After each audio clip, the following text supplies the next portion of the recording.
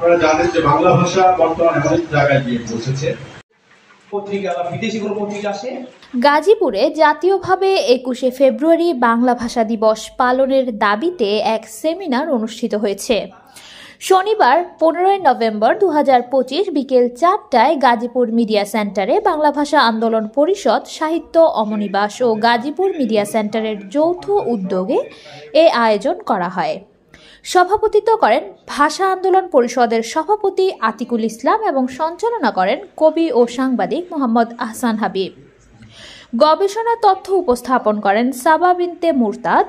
তিনি উল্লেখ করেন, রাষ্ট্রভাষা হিসেবে বাংলা স্বীকৃতি পেলেও 21শে ফেব্রুয়ারিকে ভাষা দিবস হিসেবে পালনের ঐতিহ্য পাকিস্তানি আমলে হারিয়ে যায়। মূল প্রবন্ধে জুলিয়াস চৌধুরী বলেন, স্বাধীনতার 5 দশক পরও রাষ্ট্রীয়ভাবে বাংলা ভাষা প্রাপ্য মর্যাদা পায়নি।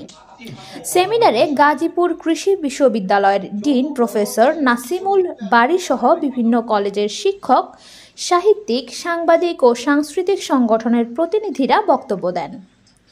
সকল বক্তারা 21শে ফেব্রুয়ারিকে জাতীয়ভাবে বাংলা ভাষা দিবস হিসেবে ঘোষণার দাবি জানান।